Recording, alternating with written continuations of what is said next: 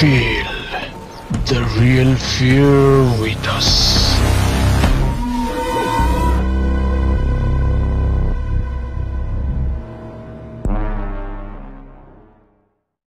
প্রিয় লিসেনার্স, আসসালামু আলাইকুম। Feel the real fear with us. দেশ ও দেশের বাইরে যে যেখান থেকে আফনান দ্য হরর ওয়ার্ল্ডের আজকের হরর নাইটের 83তম আয়োজনের সাথে যুক্ত হচ্ছেন বা পরবর্তীতে হবেন, সকলকে জানাচ্ছি শুভেচ্ছা ও ভালোবাসা। আশা করি সবাই ভালো আছেন, সুস্থ আছেন। প্রিয় লিসেনার্স, আজকের এই এপিসোডে আপনাদের জন্য দুটি ঘটনা শেয়ার করার জন্য হাজির হয়েছি। আর এই দুটি ঘটনা আমরা পেয়েছি একজন রেমিটেন্স যোদ্ধা ভাইয়ের কাছ থেকে, যার নাম মোহাম্মদ সাদিকুর রহমান। উনি বর্তমানে সংযুক্ত আরব আমিরাতের আল কুয়াইন নামক স্থানে রয়েছেন। ওনার দেশের বাড়ি হবিগঞ্জ জেলার নবীগঞ্জ উপজেলায়। ওনার ঘটনা এর আগেও আমরা প্রচার করেছি। আজকে ওনার পাঠানো দুটি ঘটনা আপনাদের সাথে ইনশাল্লাহ শেয়ার করব। ঘটনা শেয়ার করার আগে সেই কথাগুলো যেগুলো সব সময়ই বলি, এই ভিডিও লাইক বাটনে প্রেস করতে ভুলবেন না। আর এই এপিসোড অথবা আমাদের চ্যানেলের লিঙ্কটা বেশি বেশি করে শেয়ার করে দেবেন, যাতে করে অনেকেই আমাদের সাথে যুক্ত হয়ে আজকের এই ভয়ের ঘটনার যেই অনুভূতি সেটা পেতে পারেন। আর আপনারাও ঘটনা পাঠাতে পারেন লিখে বা রেকর্ড করে। আর ঘটনা পাঠাতে হবে ইমেলের মাধ্যমে। ইমেল অ্যাড্রেসটা হচ্ছে afnanthehorrorworldbd@gmail.com। স্পেলিংটা বলে দিচ্ছি, AFNANTHEHORRORWORLDBD, afnanthehorrorworldbd@gmail.com। স্পেলিংটাও আমরা আমাদের ভিডিওর ডিসক্রিপশনে দিয়ে রেখেছি। ঘটনা কেমন লাগছে তা জানিয়ে এই ভিডিওর কমেন্ট সেকশনে কমেন্ট করতে পারেন। এছাড়া আমাদের ফেসবুক পেজ এবং গ্রুপে গিয়েও আপনারা আপনাদের মতামত জানাতে পারেন। চলুন ঘটনায় চলে যাই। উনি যে ঘটনাটি আমাদেরকে প্রথম ঘটনা হিসাবে প্রচারের জন্য পাঠিয়েছেন, এই ঘটনাটি যদিও বা বাংলাদেশের অভ্যন্তরে ঘটেনি, তবে এই ঘটনা বাংলাদেশেও কিন্তু হরহামেশা হয়ে থাকে। ঘটনাটি যেমন ভয়ের, ঠিক তেমনি আমাদের জন্য সতর্কতামূলকও বটে। চলুন ঘটনায় চলে যাই। এই ঘটনাটি মূলত ঘটেছিল ভারতের উত্তরপ্রদেশের কানাইলা নামক গ্রামের এক ভাইয়ের সাথে, যেই ভাইয়ের নাম হচ্ছে মুজাহিদ। তো এই যে মুজাহিদ ভাই আর সাদিকুর রহমান ভাই, ওনারা একই জায়গায় কাজ করেন। তো কাজের সময় তো বিভিন্ন ধরনের কথা হয়ই, তবে যখন ওনার সাথে নতুন পরিচয় হয়েছে তখন ওনার সম্পর্কে কৌতূহলী হয়েই জিজ্ঞেস করলেন যে আপনার বাসা কোথায়, এখানে কতদিন ধরে এসেছেন, দেশে কি করতেন। তো ওনারা যেই ল্যাঙ্গুয়েজে আসলে নিজের মনের ভাব প্রকাশ করেন সেভাবেই ওনারা করেছেন। আমরা বাংলায় সেই ঘটনা আপনাদের সাথে শেয়ার করব। তো এই সাদিকুর রহমান ভাই জানতে পারলেন এই মুজাহিদ ভাই উনি মূলত একজন গাড়ির মেকানিক, বেশ ভালো একজন মেকানিক ছিলেন। ওনাদের গ্রামে ওনার বাবার একটি গ্যারেজ রয়েছে, সেই গ্যারেজে উনি কাজ করতেন। বেশ ভালোই নাম করেছিলেন এই গাড়ির কাজ শিখে, এবং গাড়ির টুকিটাকি কাজ, এমনকি এমন কিছু সমস্যা, যে সমস্যাগুলো দেখা যাচ্ছে যে ওই গ্রামে সমাধান করাটা একটু কঠিন হয়ে যেত, একটু শহরের দিকে যেতে হতো, সেটাও উনি মোটামুটি শিখে গিয়েছিলেন। ওনার কখনোই বিদেশে এসে কাজ করার ইচ্ছা ছিল না। একটি ঘটনার প্রেক্ষাপটে মূলত উনি বিদেশে চলে এসেছেন। সাদিকুর রহমান ভাই উনি ভাবতেও পারেন নাই যে এই ঘটনার সাথে প্যারানর্মাল কোনো একটা বিষয়ের সম্পর্ক রয়েছে। মূলত আমরা একে অন্যকে জিজ্ঞেস করি যে কেন এসেছেন, কোনো সমস্যা ছিল কি না। অনেকেই তো আসলে পারিবারিক বিভিন্ন চাপের কারণে চলে আসে, বিশেষ করে আর্থিক চাপ, এটার কারণেই তো সবাই প্রবাস জীবনে আসে, এটাই তো সত্য। কিন্তু কথা বলে জানা গেল আর্থিক চাপের কারণে এই মুজাহিদ ভাই বিদেশে আসেন নাই। তাহলে কি অন্য কোনো সমস্যা? হ্যাঁ, সেটা সামাজিক চাপের কারণে। তাহলে এই ঘটনাটা ভৌতিক বিষয়ের তালিকায় কেন আসলো, চলুন সেটাই এখন আপনাদের সাথে শেয়ার করছি। তো এই মুজাহিদ ভাই জানান যে ঘটনাটি খুব বেশি দিন আগের না, বছর খানেক আগের। ওনাদের ওই কানাইলা গ্রামেরই একজন মুয়াজ্জিন সাহেব, ওই মুয়াজ্জিন সাহেবের একজন মেয়ে ছিল। আসলে ওই মেয়েটা বড় হওয়ার পর তাকে খুব একটা দেখেনি, কারণ হচ্ছে সেই মেয়েটা একদম খাস পর্দা করতো, কখনোই কারোর সামনে, বিশেষ করে পুরুষ মানুষের সামনে মুখ খুলতো না। তবে তাকে উনি বেশ অনেক দিন আগে দেখেছিলেন, তাই আন্দাজ করতে পারেন যে তার সম্পর্কে, তার চেহারা সম্পর্কে। তো ওই ছোটোবেলাতে দেখেই ওই মেয়েটির প্রতি তার একটা দুর্বলতা সৃষ্টি হয়ে যায়। এরপর মুজাহিদ ভাইও বড় হয়েছেন, মেয়েটিও বড় হয়েছে। আর এই মুজাহিদ ভাইয়ের যে বয়স, সেই বয়সটা আসলে ওনাদের এলাকায় এই বয়সের ছেলেদের বিয়ে হয়, তবে সেই বয়সটা 20-21 এরকম আর কি। তো এই যেই মেয়েটা, এই মেয়েটা পাশের একটি মহিলা মাদ্রাসায় লেখাপড়া করত। বড় হওয়ার পর কখনোই তার মুখ এই মুজাহিদ ভাই দেখেননি। তবে সে যেই পথ দিয়ে যেত ওই মাদ্রাসায়, এই পথটা আবার ছিল দুইটা। এই দুটো পথই সে ব্যবহার করত। কোনোটা ছিল শর্টকাট, কোনোটা ছিল আবার একটু ঘোরানো রাস্তা। সে সুযোগ মতো যেটা দরকার সেটাই ব্যবহার করতো, সেদিক দিয়েই বাড়িতে ফেরত আসতো। তবে এখানে একটা ব্যাপার, সেটা হচ্ছে এই যে মুজাহিদ ভাই যে ওই মেয়েটাকে পছন্দ করেন, এই বিষয়টা কিন্তু পারিবারিকভাবে এবং সামাজিকভাবে জানাজানি হওয়ার কোনো সুযোগ নাই।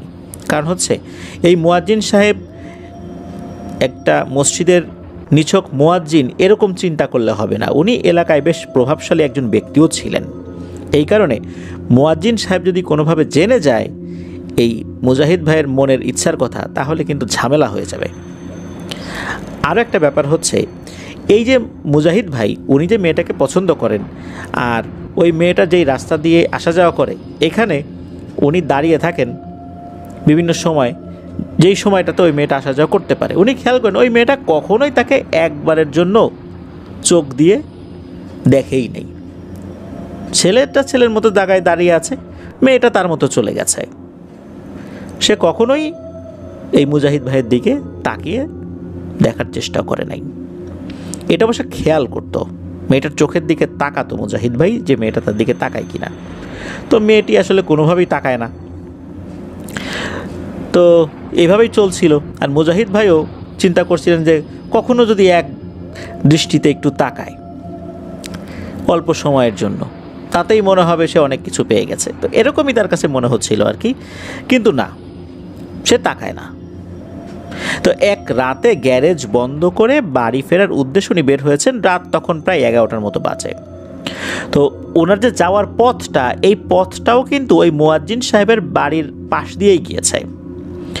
তো এই বাড়ির পথ দিয়ে যাওয়ার সময় আরেকটা জায়গা আছে যেখানে বেশ ঝোপ জঙ্গলের মতো আছে আর কি।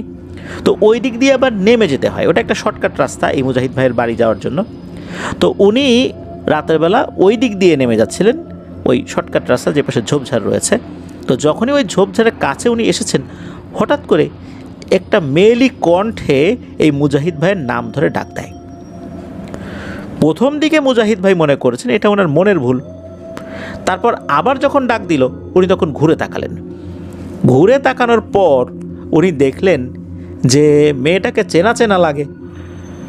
তখন বুঝতে পারলেন যে বহুদিন তার চেহারা নেকাবে ঢাকা থাকার কারণে না দেখলেও এটাই মুয়াজ্জিন সাহেবের মেয়ে। সে ওই ঝোপের পাশে দাঁড়িয়ে আছে, তবে মাথায় ঘোমটা দেয়া, বেশ বড় ড্রেস পরা, তবে বোরখা পরা ওই সময় ছিল না। মেয়েটা এই মুজাহিদ ভাইকে ডাকছে। মুজাহিদ ভাই তো খুশিতে একদম আটখানা হয়ে গেছেন। উনি দ্রুত তার কাছে গেছেন। তখন মেয়েটা সালাম দেয়, সালাম দিয়ে বলছে যে আমার নাম তো আপনি জানেন, আমার নাম হুসনা। তখন মুজাহিদ ভাই বলছেন, হ্যাঁ আমি তোমার নাম জানি। মেয়েটা বলছে যে আপনি আমাকে পছন্দ করেন এটা কিন্তু আমি বুঝতে পারি। আপনি রাস্তায় দাঁড়িয়ে থাকেন, আমি যখন আসা যাওয়া করি তখন, কিন্তু আমি কখনোই আপনার দিকে তাকাই না, কারণ আমার বাবা যে কেমন এটা সম্পর্কে আপনি খুব ভালো মতোই অবগত আছেন। তিনি যদি কখনো বুঝতে পারেন তাহলে আপনাকেও মেরে ফেলবেন, আমাকেও মেরে ফেলবেন। কারণ আমাদের এই সমাজে এভাবে সম্পর্কটা, এটা কোনোভাবেই গ্রহণযোগ্য নয়। আর এটা যদি কোনো পরিবারের কোনো সদস্য করে, তাহলে সেই পরিবারে তার আর কোনো জায়গা থাকবে না। এই জন্য আমি আপনার দিকে তাকাই না, তবে আমি বুঝতে পারি, আর আপনি এদিক দিয়ে যাচ্ছিলেন, এই জন্য আপনাকে ডাক দিলাম। তো এরকম কথাবার্তা বলছে। মুজাহিদ ভাই বলছে, তুমি তো একটু ইশারাও দিতে পারো, কথা না বলো।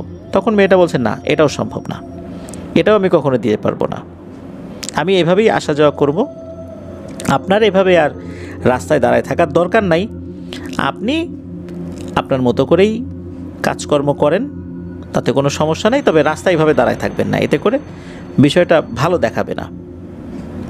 তখন আরও কিছু কথাবার্তা হয়। বেশ কিছুক্ষণ কথাবার্তা হওয়ার পর একটা পর্যায়ে হুসনা নামের মেয়েটা বলে, ঠিক আছে আপনি যান, এখন আমি চলে যাচ্ছি। তো চলে যাচ্ছি বলার পর এই মুজাহিদ ভাই খেয়াল করলেন যে এই মেয়েটা যেই দিক দিয়ে যাবে, মানে এই ওদের যে বাড়িটা, মজ্জিন সাহেবের যে বাড়িটা, এই বাড়িতে ঢোকার জন্য যেই দরজাটা রয়েছে, অর্থাৎ মেয়েটা যেই দরজাতে বের হয়েছে বলে মনে হচ্ছে, সে ওই দিক দিয়ে না গিয়ে সে অন্য আর একটা দিক চলে গেল। আর যখনই চলে গেল, খুবই বিশ্রী একটা গন্ধ এসে মুজাহিদ ভাইয়ের নাকে লাগে। চারদিকে একদম ঘুটঘুটে অন্ধকার ছিল, বিষয়টা এরকম না, তবে মেয়েটার সাথে যখন কথা বলছিল তখন মনে হয় নাই যে ওই জায়গাটা খুব বেশি অন্ধকার, মনে হচ্ছে যে খুব ভালো মতোই তার চেহারা অন্ধকারে উনি বুঝতে পারছেন। ওখান থেকে উনি দ্রুত বাড়িতে ফেরত আসেন। বাড়িতে যখন উনি ফেরত আসেন তখন ঘড়িতে দেখেন রাত 2টো বাজে। উনি তো অবাক যে এইটা কিভাবে সম্ভব, দোকান থেকে বের হইলাম 11টায়, চলতে পথে সর্বোচ্চ 15 মিনিট লেগেছে, আর ওই মেয়েটার সাথে কতক্ষণই বা কথা বলছি, 10 মিনিটও কথা বলি নাই, 2-2.5 ঘন্টা কিভাবে চলে গেল। আসলে মানুষ যখন একটা আনন্দের মধ্যে থাকে তখন সময় যে কীভাবে চলে যায় এটা বোঝা যায় না। কারণ যেই মেয়েটাকে দেখার জন্য উনি মাঝে মাঝে রাস্তায় দাঁড়িয়ে থাকেন, তার সাথে এক নজর খালি চোখাচোখি হবে, এটা তার একটা ব্যাকুলতা, তার সাথে কথা হবে, এটা তার মনের একটা বাসনা। সেখানে যখন সরাসরি কথা হচ্ছে, সময় তো চলে যেতেই পারে। উনি তো ভেতরে ভেতরে অনেক খুশি। যাই হোক, উনি রাতের বেলা খাওয়া দাওয়া করে ঘুমিয়ে পড়েন। ঘুম থেকে সকালবেলা যখন উঠেছেন, ওনার সারা শরীরে ব্যথা, এত ব্যথা যে উনি নড়াচড়া করতে পারছেন না। গোসল করবেন, উনি গ্যারেজে যাবেন যেহেতু, গোসলের সময় লক্ষ্য করলেন যে ওনার শরীরে বিভিন্ন জায়গায় ছোট ছোট সাদা দাগ। মনে হচ্ছে কেউ কিছু একটা দিয়ে এই জায়গার থেকে রক্ত চুষে নিয়েছে। উনি ভাবলেন যে ঝোপের পাশে তো দাঁড়িয়েছিলেন, ওখানে কিন্তু অনেক বড় বড় মশা রয়েছে। আমরা স্বাভাবিক যে মশাগুলো দেখি, মাঝে মাঝে কিছু বড় আকৃতির মশা দেখি না, ওই টাইপের মশা কিন্তু ওই ঝোপে আছে, এটা উনি জানতেন। হয়তোবা ওই মশা কামড়ে দিয়েছে। তবে ওই মেয়েটার সাথে যখন কথা বলছিলেন, ওই অতি আনন্দে মশার কামড়ের যেই যন্ত্রণা, এটা তো উনি ফিল করেন নাই, কিন্তু মশা তো তার মতো করে কামড়ে দিয়ে গেছে, এই কারণেই হয়তোবা এরকম দাগ। উনি খাবার খেয়ে গ্যারেজের উদ্দেশ্যে রওনা দিয়েছেন। যাওয়ার সময়ও উনি ওই মুয়াজ্জিন সাহেবের মেয়ে হুসনাকে দেখেছে, কিন্তু সে কিন্তু এই মুজাহিদ ভাইয়ের দিকে তাকায় নাই। উনিও এটা নিয়ে আর ভ্রুক্ষেপ করেন নাই, চিন্তা করলেন যে কেন যে তাকায় না, সে তো রাত্রেবেলা বলেছেই, সুতরাং তাকালেই কি আর না তাকালেই কি, মনে মনে মিল থাকলেই হলো, এরকম চিন্তা করছেন আর কি। তবে উনি গ্যারেজে যে যাওয়ার জন্য বের হয়েছেন, গ্যারেজের কাছাকাছি গিয়ে ওনার শরীরটা খুব দুর্বল হয়ে পড়ে। মনে হচ্ছে ওনার শরীরটা চলছে না, শরীরে বল পাচ্ছেন না, মাথা ঝিমঝিম করছে, হাত পা কাঁপছে, এরকমটা মনে হচ্ছে। তো উনি আর গ্যারেজে ঢুকতে পারেন নাই। উনি ওনার বাবাকে বলে আবার বাসায় ফেরত আসেন। বাসায় ফেরত আসছেন, ফেরত আসার পর উনি তো শুয়েই আছেন, খুব একটা আসলে নড়াচড়া করতে পারছেন না, শরীরে প্রচণ্ড ব্যথা। এদিকে উনি চিন্তা করলেন যে রাতের বেলা তো ওই মেয়েটার সাথে আবার দেখা হবে, দেখে ওইদিকে যাই। উনি কিছুটা সুস্থ বোধ করার পর বিকালের দিকে গ্যারেজে গিয়েছেন, আর সন্ধ্যার পর উনি কিছু গিফট কিনেছেন। চিন্তা করলেন যে ওই দিক দিয়ে যাওয়ার সময় এই হুসনাকে গিফটগুলো দিয়ে যাবেন। ওনার একটা বিশ্বাস ছিল যে উনি যে সময়টাতে যান রাত 11টার দিকে, ওই সময় গেলে ওই মেয়েটাও তার অপেক্ষায় থাকবে, হয়তোবা ঘরের মধ্যে থেকেই দেখার চেষ্টা করবে যে এই মুজাহিদ ভাই কখন বের হচ্ছে। তো উনি ওই চিন্তা নিয়েই যাওয়া শুরু করেছেন। এবার দেখলেন যে না, ওই জায়গায় কেউ নাই। আশেপাশে একটু তাকাতাকি করলেন, দেখলেন যে না, হুসনা আশেপাশে নাই। কি আর করা, উনি আবার ওই ঝোপের পাশ দিয়ে বাসার দিকে যাওয়ার জন্য যখনই হাঁটা শুরু করেছেন, পেছন থেকে খুব সুন্দর করে সালাম দিল মুজাহিদ ভাইকে, এবং সালাম দিয়ে জিজ্ঞেস করলো যে তুমি কি সুস্থ আছো? তখন আবার মুজাহিদ ভাই জিজ্ঞেস করলেন যে তুমি কিভাবে জানলে যে আমি কিছুটা অসুস্থ? তখন ওই মেয়েটা বলছে যে জানি, আমি অনেক কথাই জানি। তো এই বলে কিছু অপ্রাসঙ্গিক কথা বলে, যেটার আগামাথা অবশ্য মুজাহিদ ভাই ওইভাবে বুঝতে পারেন নাই। তো যাই হোক, মুজাহিদ ভাই বলল যে তোমার জন্য কিছু উপহার নিয়ে এসেছি, এই উপহারগুলো নাও। এর মধ্যে কি হয়, হঠাৎ করে কোনো পাশ থেকে কেউ একজন অকারণে চিৎকার দিয়ে উঠেছে। অনেক সময় দেখা যায় না যে রাস্তা দিয়ে কিছু ছেলে পেলে হেঁটে যাচ্ছে, কোনো কারণ ছাড়াই হুট করে কেউ চিৎকার দিয়ে ওঠে। ওই রকম করে কেউ হয়তো বা ওদিক দিয়ে হেঁটে যাচ্ছিল, বখারে টাইপের ছেলে পেলে, কেউ হঠাৎ করে চিৎকার দিয়ে ওঠে। তো এইটা যখন শুনেছেন, সাথে সাথে চিৎকারটা কোন দিক থেকে আসলো, কে দিল, এইটা দেখার জন্য মুজাহিদ ভাই যখন তাকিয়েছেন, উনি আবার ঘাড় ঘুরিয়ে দেখেন যে হুসনা নাই। আরে এত তাড়াতাড়ি কোথায় গেল? তো মুজাহিদ ভাই চিন্তা করেছেন যে যেহেতু লোকজন আসছে, দেখে ফেলতে পারে, এই জন্য সে দ্রুত বাড়িতে চলে গেছে। কিন্তু মনে হলো হুসনা যেন বাতাসের সাথে মিলিয়ে গেছে, এত দ্রুত কিভাবে যাবে? তবে হ্যাঁ, এইখানে একটা রহস্যময় ব্যাপার ঘটে যায়। হুসনা যখন চলে গেছে বলে তার কাছে মনে হলো, তখন আরও একটা ফিল উনি করেন, সেটা হচ্ছে যে মানুষের শরীরের মধ্যে যদি কোনো সূচ ঢুকিয়ে দেওয়া হয়, বিশেষ করে আমরা যখন রক্ত শরীর থেকে বের করে দেই বা নেই, বিশেষ করে যারা রক্ত দেন বা রক্ত কখনো শরীরে নিয়েছেন, এই সূচগুলো কিন্তু বেশ মোটা হয়। এমনিতে রক্ত টানার যেই সূচ আর কোনো ব্যাগের মধ্যে রক্ত ভরা হচ্ছে কারো শরীর থেকে নিয়ে, সেইটা সূচ, এটা কিন্তু এক না। এই ধরনের সূচগুলো বেশ মোটা হয়। আর এই সূচগুলো যখন বের করে ফেলা হয় শরীর থেকে, তখন কিন্তু এক ধরনের অনুভূতি হয় যে ভেতর থেকে একটা সূচ বের হয়ে যাচ্ছে। এই মুজাহিদ ভাইয়ের কাছে মনে হলো এরকম বড় একটা সূচ টাইপের কিছু তার শরীর থেকে বের হয়ে গেল। এরপর ওনার আর কিছুই মনে নাই, উনি সেন্সলেস হয়ে গেছেন। ওনার যখন জ্ঞান ফেরে, তখন উনি দেখেন উনি বিছানায় শুয়ে আছেন, ওনার মা ওনার পাশে বসা, মা কান্নাকাটি করছে। তখন উনি জিজ্ঞেস করেন যে কী হয়েছে, তোমরা কান্নাকাটি করছো কেন? তখন ওনার মা জানান যে 2 দিন পর নাকি এই মুজাহিদ ভাইয়ের জ্ঞান ফেরেছে। 2 দিন আগে রাত আনুমানিক 3টার পর হঠাৎ বাইরে থেকে কেউ একজন মুজাহিদ ভাইয়ের আব্বুর নাম ধরে চিৎকার চেঁচামেচি করছে। তখন ওনার আব্বু এবং আম্মু বাইরে গিয়ে দেখেন মুয়াজ্জিন সাহেব আর মুয়াজ্জিন সাহেবের ছেলে এই মুজাহিদ ভাইকে কোলে করে নিয়ে দাঁড়িয়ে আছেন। অনেক সময় আমরা কোনো মানুষকে 2 হাতে কিভাবে কোলে করি, ওইভাবে মুয়াজ্জিন সাহেবের ছেলে বেশ শক্ত সামর্থ্য একজন যুবক, সেই মূলত এই মুজাহিদ ভাইকে ওইভাবে ধরে রেখেছেন আর কি। তখন তাড়াতাড়ি করে এই মুজাহিদ ভাইকে তারা ঘরে নিয়ে আসেন, শুইয়ে দেন। এরপর ওই মুয়াজ্জিন সাহেব জানান যে উনি তাহাজ্জুদের নামাজ পড়ার জন্য উঠেছিলেন। ওঠার পর উনি দেখেন যে এই ঝোপের কাছে কেউ একজন পড়ে আছে, মনে হচ্ছে গোংরাচ্ছে। এটা দেখে উনি এগিয়ে যান। শুরুতে উনি ভূতপ্রেত মনে করেছিলেন যে তাহাজ্জুদের নামাজের জন্য উঠলে আবার অনেক সময় দুষ্টু জিনেরা ভয়টয় দেখায়, এরকম কিছু কিনা, কিন্তু পরে মনে হলো না, এরকম কিছু না। এরপর উনি এগিয়ে গিয়ে দেখেন এই অবস্থা, এই মুজাহিদ ভাই পড়ে আছেন। তখন ওনার ছেলেকে ডাক দেন, ছেলে আসে, চিনে ফেলে যে এটা তো এই মুজাহিদ, আমাদের এই এলাকার ছেলে। তখন তাকে তুলে এই যে বাড়িতে নিয়ে আসছে। তো এই কথা যখন মুয়াজ্জিন সাহেবরা বলে গিয়েছেন যে এই অবস্থা, এরপরে যখন এই মুজাহিদ ভাইয়ের জ্ঞান ফিরেছে, জ্ঞান ফেরার পর তখন মুজাহিদ ভাই এই বিষয়টা ওনার মা বাবাকে বলেছেন। বলার পর মুয়াজ্জিন সাহেবকে ডাকা হয়, মুয়াজ্জিন সাহেব আসেন। আসার পর মুয়াজ্জিন সাহেব যখন এই কথাগুলো শোনেন, মুয়াজ্জিন সাহেব তো একদম থ হয়ে যান যে কী বলো তুমি, এটা তো অসম্ভব ব্যাপার। তুমি বলছো যে আমার মেয়ে রাতের বেলা তোমাকে ডেকেছে, পরপর 2 রাত ডেকেছে। আরে এই 2 রাত তো আমার মেয়ে বাড়িতেই নেই, সে তো তার নানার বাড়িতে বেড়াতে গেছে। আর তুমি দিনের বেলা কাকে দেখলা, রাতের বেলা কাকে দেখলা? এটা তো অসম্ভব ব্যাপার, সে তো নাই। নিশ্চয়ই এখানে জিন ঘটিত সমস্যা রয়েছে।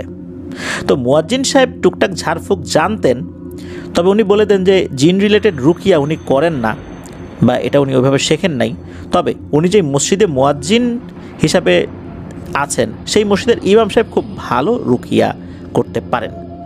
তো ইমাম সাহেবের সাথে মুয়াজ্জিন সাহেব কথা বলেন, ইমাম সাহেব আসেন, সব কিছু শোনেন, এরপর বলেন যে সন্ধ্যার পর এই রুকিয়াটা উনি শুরু করবেন। তো সন্ধ্যার পর অর্থাৎ মাগরিবের নামাজ শেষ করে ইমাম সাহেব আসেন। আর ইমাম সাহেব উনি কিছুটা সময় রুকিয়া করেই উনি বলেন যে ভয়ঙ্কর একটা ঘটনা ঘটে গেছে। সেটা হচ্ছে এই যে যেই ছেলেটা অর্থাৎ এই মুজাহিদ ভাই, এই মুজাহিদ ভাইকে নাকি এক রক্ত খেকো পিশাচিনি ধরেছে। এর কাজই হলো মায়াজালে বন্দি করে শরীরের সব রক্ত খেয়ে মেরে ফেলা। আর দ্রুত যদি এই চিকিৎসা শেষ না করা যায়, শুরু তো করতেই হবে, কিন্তু শুরু করার পর আবার শেষও করতে হবে। যদি দ্রুত এটা শেষ না করা যায় তাহলে কিন্তু সব শেষ হয়ে যাবে, অর্থাৎ মুজাহিদ ভাইয়ের বাঁচানো আর সম্ভব হবে না। উনি রুকিয়া শুরু করেছেন। রুকিয়া করতে করতে করতে করতে হঠাৎ করে ওই দুষ্টু জিনটা এই মুজাহিদ ভাইয়ের শরীরে এসে ভর করে। খুব ভয়ঙ্কর এক মিশ্র কণ্ঠে ইমাম সাহেবকে বিশ্রীভাবে গালিগালাজ করতে শুরু করে। ইমাম সাহেব তো রুকিয়ার আয়াত পড়ছেন, পড়তে পড়তে মাঝে মাঝে এক মুষ্টি মাটি নিয়ে মুজাহিদ ভাইয়ের গায়ের উপর ছুঁড়ে মারছেন। আর সাথে সাথে মুজাহিদ ভাইয়ের ভেতরে থাকা ওই পিশাচিনিটা চিৎকার চেঁচামেচি করছে। একটা পর্যায়ে যখন মনে হলো যে ওই পিশাচিনিটা দুর্বল হয়ে পড়েছে, তখন ইমাম সাহেব জিজ্ঞেস করেন যে তুই কেন এই মুয়াজ্জিন সাহেবের মেয়ের সুরত ধরে এই ছেলেটার রক্ত চুষে নিচ্ছিস? তখন ওই পিশাচিনিটা বলে যে এই ছেলে আমার বাচ্চাদের খাবার। তখন ইমাম সাহেব আবার প্রশ্ন করে, তোর বাচ্চাদের খাবার মানে? তখন ওই পিশাচিনিটা বলে যে এই পিশাচিনির নাকি 2টি সন্তান আছে, আর এই পিশাচিনিটা যেই গোত্রের, এদের খাবারই নাকি রক্ত। এরা মানুষের রক্তও খায় কখনো কখনো, তবে পশু পাখির রক্তটাই নাকি এরা বেশি খায়। সবসময় এরা মানুষের উপর আক্রমণ করে না, খুব প্রয়োজন না পড়লে। তখন এই পিশাচিনিটা জানায় যে এই পিশাচিনির 2 সন্তানকে রক্ত খাওয়ানোর জন্য একটা ছাগল সে পথ ভুলিয়ে তার দিকে নিয়ে আসছিল। কিন্তু হয়েছে কি, এই মুজাহিদ ভাই এই ছাগলটা দেখে ফেলে চিন্তা করছেন যে আরে এই ছাগলটা কার? এই ছাগলটা তো মনে হচ্ছে আমার পরিচিত ব্যক্তির। তো উনি আবার কি করছে, ওই ছাগলটার দড়িটা ধরে, গলার কাছে দড়িটা থাকে, ওই দড়িটা ধরে আবার মালিকের কাছে দিয়ে আসছে। এই জিনিসটা করার কারণে ওই পিশাচিনিটা তার সন্তানদেরকে ওই ছাগলের রক্ত খাওয়াতে পারেনি। এই কারণেই মুজাহিদ ভাইয়ের উপর খুব ক্ষিপ্ত ছিল। তখন এই পিশাচিনিটা তার উপর নজর রেখেছে। আর যখন সে দেখেছে যে এই যে মুয়াজ্জিন সাহেবের মেয়ে যে হুসনা নাম, তার প্রতি সে দুর্বল আছে, ওই দিক দিয়ে যায়, ওই শর্টকাট রাস্তা দিয়ে যায়, ভালো রাস্তা রেখে ওই ঝোপের আড়াল দিয়ে, যদি এক নজর দেখা হয় রাতের বেলাতেও, এই সুযোগটাই কাজে লাগিয়েছে ওই পিশাচিনিটা। আর যতক্ষণ দাঁড়িয়ে দাঁড়িয়ে কথা বলেছে, ওই সময় তার শরীর থেকে রক্ত চুষে চুষে খাচ্ছিল ওই পিশাচিনি নিজেও এবং তার 2 সন্তান। আর দ্বিতীয় রাতে রক্ত চুষে খাওয়ার একটা পর্যায়ে এসে হঠাৎ করে কিছু ছেলে পেলে হই হুল্লোড় করে ওঠে, যার কারণে এই কাজটা ওরা করতে পারেনি, ওই অবস্থাতে ওখান থেকে চলে যায়। তবে ওই পিশাচিনিটা জানা যে প্রথম রাতেই নাকি এই মুজাহিদ ভাইয়ের শরীর থেকে অর্ধেক রক্ত চুষে খেয়ে ফেলেছে। পরের রাত্রে কিছুটা খেতে পেরেছে, ওই চিৎকার চেঁচামেচির কারণে আর শেষ করতে পারে নাই, না হলে ওইখানেই তার জীবন শেষ হয়ে যেত, পুরো রক্ত একদম শেষ করে দিত, তার শরীরে এক ফোঁটা রক্তও থাকতো না।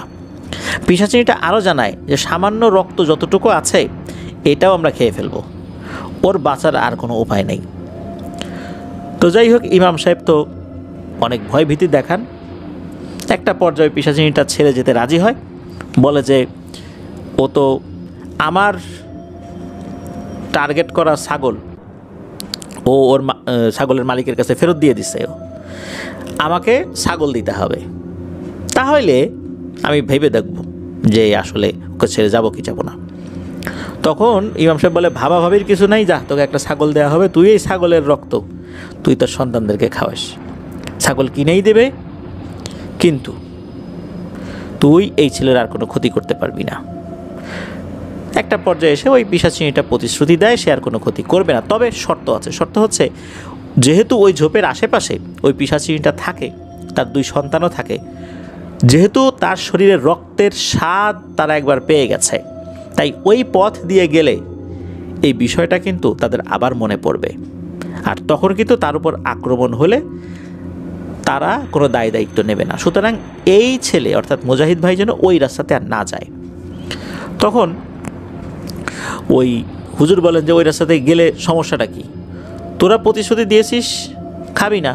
তখন ওই পিশাচিনীটা একটা যুক্তি তুলে ধরে যে তোমরা এমন কোনো রাস্তা দিয়ে যদি কখনো যাও, সেই রাস্তার পাশে যদি ভালো কোনো খাবারের দোকান থাকে, সেই খাবার তোমরা খাইলা কিনে, এরপর আবার যদি ওই রাস্তা দিয়ে যাও, তখন পূর্বের স্বাদের কথা মনে পড়ে আবারও কি সেই খাবারটা খেতে ইচ্ছা করবে না? আমাদেরও এরকম করে। যতই আমরা বলবি যে আমরা খাবো না, আমাদেরকে দিয়ে তোমরা বলাও, আমরাও বলবো, কিন্তু শেষ পর্যন্ত যদি আমাদের সীমানার মধ্যে চলে আসে, তখন কিন্তু আমাদের সেই রক্ত পিপাসাটা আবারও জাগ্রত হয়ে যায়। এই কারণেই আমরা তখন তাকে আক্রমণ করি। সুতরাং ও যেন ওই এলাকায় না আসে। ইমাম সাহেব বলেন ঠিক আছে, ও আসবে না। এরপর ছাগল দেয়া হয়েছিল, ওই জায়গায় গিয়েই একটা ছাগল দেয়া হয়েছিল। এরপর অবশ্য আল্লাহর রহমতে কোনো সমস্যা হয়নি, তবে বেশ দীর্ঘদিন ওনার শরীরে রক্ত শূন্যতার কারণে শরীর দুর্বলতা কাজ করেছে, শরীরে মারাত্মক দুর্বলতা ছিল। এছাড়া ভালো ভালো খাবার খেতে হয়েছে, একটা ট্রিটমেন্টের মধ্য দিয়ে যেতে হয়েছে। আর একটা বিষয়, উনি কেন বিদেশে আসলেন সেটা হচ্ছে যে এই যে হুসনা নামের মেয়েটা, এই হুসনা নামের মেয়েটা তো আসলে জানতো না যে এই ঘটনা ঘটছে, সেও তো ওই সময় বাড়িতে ছিলও না। এলাকার লোকজন কিছু কানা ঘোষা শুরু করে দিল যে আরে সব এগুলা হলো ভাউতাবাজি, ওই মেয়েটাই কথাবার্তা বলছে, এখন এসব একটা জানাজানি হয়ে গেছে, এখন এই জিন ভূতের একটা গল্প সামনে নিয়ে এসে মানুষের চোখে ধুলো দেয়া, শাক দিয়ে মাছ ঢাকার চেষ্টা, এরকম কিছু একটা। তো এরকম কিছু মানুষ কানা ঘোষা শুরু করে, যেটা আসলে মোটেও সত্য ছিল না। তো এই বিষয়টা যখন এক কান দু কান হতে হতে বেশ কিছু মানুষ আলোচনা এমনভাবে শুরু করেছে, যেটা কিন্তু ওই মুয়াজ্জিন সাহেবের কানে বারবার আসছিল। মুয়াজ্জিন সাহেব মনে খুব কষ্ট পাচ্ছিলেন, সেই সাথে ওই হুসনা মেয়েটাও কষ্ট পাচ্ছিল যে সম্পূর্ণ বিনা অপরাধে এই ধরনের কোনো কথাবার্তা তাদেরকে শুনতে হচ্ছে। ইমাম সাহেব তো না, মুয়াজ্জিন সাহেব প্রচণ্ড ক্ষিপ্ত হয়ে যান এই ছেলেটার উপরে। এই ছেলেটা কেন সে রাস্তায় দাঁড়িয়ে থাকতো, আর কেন সে এই পথ দিয়ে আসছিল? এই পথ দিয়ে না আসলে অন্য জায়গায় গিয়ে যদি ওই রক্তচোষা পেতনির আক্রমণের শিকার হতো, তাহলে তার মেয়ের এই কথাবার্তা শুনতে হতো না। যাই হোক, মুয়াজ্জিন সাহেব উনি এই মুজাহিদ ভাইয়ের পরিবারের সাথে কথা বলেছিলেন এবং অনুরোধ করেছিলেন যে উনি প্রচণ্ড ক্ষিপ্ত হয়ে আছেন, উনি যে কোনো সময় একটা অঘটন ঘটিয়ে দিতে পারেন এই মুজাহিদ ভাইকে। সুতরাং তার মেজাজ ঠান্ডা না হওয়া পর্যন্ত, একদম এই বিষয়টা ভুলে না যাওয়া পর্যন্ত, আর হুসনার স্বাভাবিকভাবে বিয়ে শাদী হয়ে না যাওয়া পর্যন্ত এই মুজাহিদ ভাই যেন এলাকার বাইরে থাকে। পরিবার এটা মেনে নেন, যে পরিবারও এই বিষয়টা আসলে চিন্তা করতেছিল যে ও যদি থাকে আবার কোন একটা সমস্যা হয়, আবার ওই মেয়ের বাড়ির কাছে গিয়ে দাঁড়িয়ে থাকবে, আবার কোন ঝামেলাটা হবে, থাক বিদেশে গেলে কাজকামের মধ্যে ডুবে থাকলে এইসব বিষয় ভুলে যাবে, যেহেতু আল্লাহর রহমতে এখন আর প্যারানরমাল সমস্যা নাই। তো এরপরই মূলত মুজাহিদ ভাইকে বিদেশে পাঠিয়ে দেওয়া হয়। তো এই যে বিদেশে আসা, এটার পেছনে মূল কলকাঠিটা নেড়েছে একটা ভৌতিক ঘটনা। তবে ওই ভৌতিক ঘটনার কারণেই যে উনি এখানে চলে এসেছেন বিষয়টা এরকম না, এর পরবর্তীতে সামাজিক একটা ক্রাইসিসের কারণে মূলত এই মুজাহিদ ভাই বিদেশে আসতে বাধ্য হয়েছেন। একটা সময় অবশ্য চলেও যাবেন, এখন উনি বিদেশে আছেন, চলে যাবেন একটা পর্যায়ে যখন সব কিছু স্বাভাবিক হয়ে যাবে। উনি ওনার ভুল বুঝতে পেরেছেন যে আসলে এরকম খাস পর্দা করে এমন একটা মেয়ে রাস্তা দিয়ে আসা যাওয়া করছে, এইভাবে রাস্তায় দাঁড়িয়ে থাকা তার জন্য উচিত হয় নাই। এটা উনি ভুল বুঝতে পেরেছেন। এর পরবর্তীতে কখনোই উনি হুসনার সাথে দেখা করা, কথা বলা বা এই টাইপের কোনো আচরণ ওনার দ্বারা কখনো প্রকাশিত হয়নি। তো এটাই ছিল ঘটনা। প্রিয় লিসেনার্স, এই যে ঘটনাটা, এটা আমাদের দেশের বাইরের ঘটনা হলেও এরকম ঘটনা কিন্তু বাংলাদেশেও ঘটে। শুধু বাংলাদেশ না, বিভিন্ন জায়গাতেই ঘটে, বিশেষ করে রাতের বেলা। রাতের বেলা আমাদের কাঙ্ক্ষিত কোনো ব্যক্তি হঠাৎ করে আমাদের কাছে চলে এসেছে, অথচ তার ওখানে আসার কথা ছিল না। তবে কাছে যখন চলে আসে তখন কিন্তু আমাদের মাথার সেন্স কাজ করে না, কেননা আমরা একটা মায়াজালের মধ্যে আবদ্ধ থাকি। আর তখনই আসল ঘটনাটা ঘটে যায়, তখনই বিপদ নেমে আসে। আর এই ধরনের ক্ষেত্রগুলোতে দেখা যায় দুষ্টু পরিগুলো এসে ঝামেলা করছে। আর এই মুজাহিদ ভাইয়ের বেলায় হয়েছিল একদম রক্তচোষা পেতনি। এখানে পেতনি শব্দটা ইউজ করা হয়েছিল, যার কারণে আমি কয়েকবার এই শব্দটা ইউজ করছি। বিশেষ করে ওই যে ইমাম সাহেব নিজেই এই শব্দটা ইউজ করেছিলেন। মূলত এরা খুবই ভয়ঙ্কর এক শ্রেণীর জিন, যারা বিভিন্ন প্রাণীর রক্ত খেয়ে থাকে। আর এদের খপ্পরে একবার পড়লে কোনো শরীরের রক্তের স্বাদ যদি একবার পেয়ে যায়, ওই শরীরের শেষ রক্তবিন্দুটা চুষে নেওয়ার আগ পর্যন্ত এরা সহজে ক্ষান্ত হয় না, যদি না বিশেষ প্রক্রিয়ায় তাদেরকে তাড়ানো যায়। তো এটাই ছিল ঘটনা।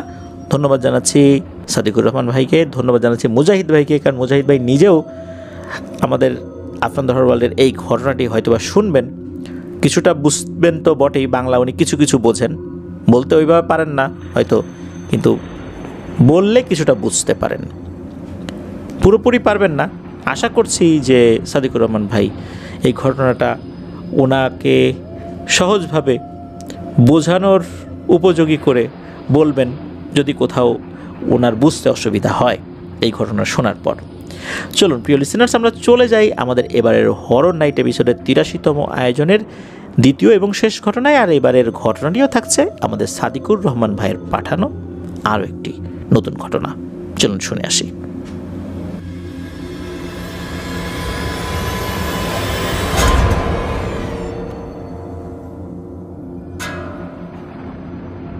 প্রিয় লিসেনার্স, চলুন শুরু করি আমাদের এবারের হরর নাইট এপিসোডের 83তম আয়োজনের দ্বিতীয় এবং শেষ ঘটনা। এই ঘটনাটি মূলত ঘটেছিল সংযুক্ত আরব আমিরাতের রাস আল খাইমা শহরের ফালাইয়াহ নামক গ্রামে, যে গ্রামের বেশ বড় একটা অংশ জনসাধারণের প্রবেশে নিষেধাজ্ঞা দেওয়া হয়েছে। এখানে বেশ কিছু পরিত্যক্ত খেজুর বাগান রয়েছে, আর এই বাগানগুলোর মধ্যে খেজুর গাছে পানি দেওয়ার জন্য অনেক পুরনো কিছু কুয়া রয়েছে। তবে এই কুয়াগুলো আর ব্যবহার করা পসিবল না, কারণ এই কুয়ায় কোনো পানি নেই, সব কুয়ায় শুকনো।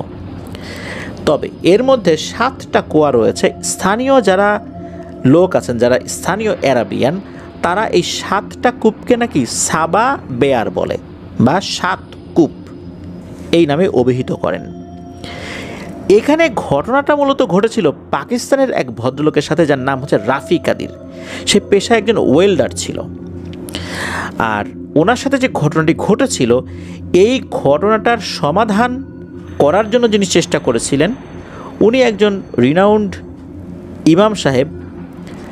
আর ওনার কাজে যিনি সহযোগিতা করেছিলেন তিনি হচ্ছেন এই যে মোহাম্মদ আশরাফ আলী, চট্টগ্রামের হাটহাজারির। আর এই আশরাফ আলীর কাছ থেকেই এই পানিউমদা গ্রামের ওই ইমাম সাহেব উনি ঘটনাটি শুনেছিলেন, পরবর্তী সাদিকুর রহমান ভাইকে বলেছিলেন। শুনুন ঘটনায় চলে যাই। তো এই যে ফালাইয়া গ্রাম, এখানে বেশ বড় একটা কোম্পানি একটা উন্নয়ন প্রকল্পের টেন্ডার পায়। বেশ বিশাল জায়গা নিয়ে কিছু ভবন তৈরি করা হবে। একটা ভবন না, বেশ কিছু ভবন। এর মধ্যে একটা ভবন বা কয়েকটা ভবন পড়ে গেছে হচ্ছে এই পরিত্যক্ত খেজুর বাগানের জায়গায়। অর্থাৎ সেখানে খেজুর বাগানগুলো সাফ করে একদম কেটে ফেলে সেখানে নতুন করে ভবন তৈরি করা হবে। এই যেই জায়গাতে মূলত ভবনটা তৈরি করা হবে, এইখানে ছিল অনেক পুরনো 7টি কূপ। স্থানীয় আরবরাই মূলত এই 7টা কূপকে সাবা বিয়ার বলতো। এগুলো পরিত্যক্ত ছিল, এগুলো ব্যবহার করার উপযোগী ছিল না।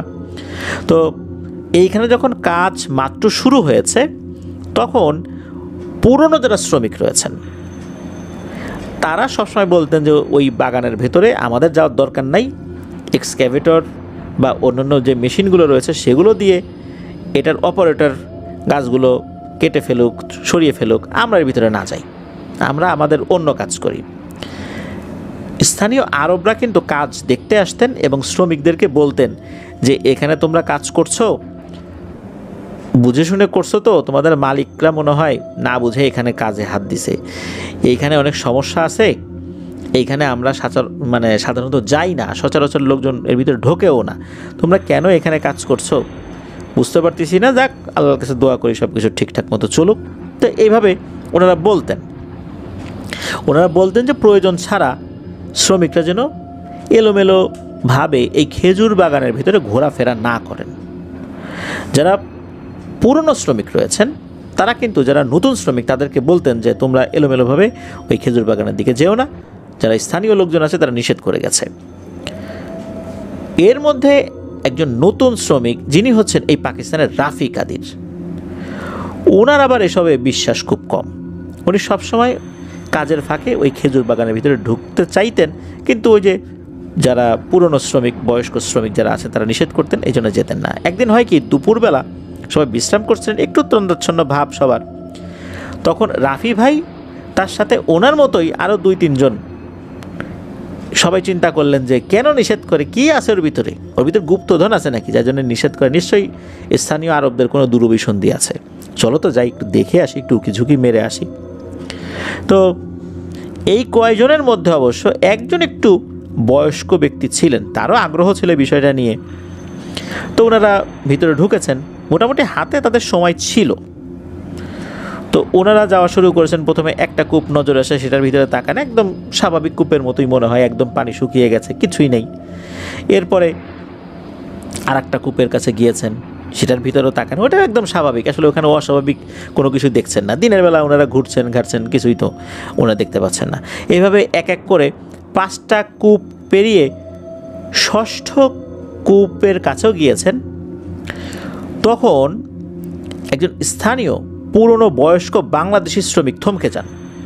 উনি বলেন যে না রে, আর যাওয়া যাবে না, সামনে 7 নম্বর কূপ, না যাই, কেমন যেন ভয় ভয় লাগতেছে, পরে আবার বিপদে পড়ে যাবে, এখানে কাজ করতে আসছি, পরে চাকরিটাই যাবে। উনি তখন বলেন যে সবাই চলো তো চলে যাই, অযথা বিপদ বাড়ায় লাভ নাই। তো 6 নম্বর কূপ পর্যন্ত এসে কোনো কিছুই তো ওনারা প্যারানর্মাল কোনো বিষয় অনুভব করেন নাই। একটা কূপ তাহলে বাকি থাকবে কেন? এটা কেমন কথা? 6টা দেখলাম, 6টায় কোনো সমস্যা হলো না, একটাই বাকি থাকবে কেন? তখন কিছু শ্রমিক ওনারা চিন্তা করলেন যে এই একটা দেখলে সমস্যা কী হবে। বাংলাদেশি ওই শ্রমিকের কথা ওনারা প্রাথমিকভাবে শুনলেও মনের মধ্যে কিন্তু একটা বিষয় কাজ করছে যে এই কূপটা তো দেখবই।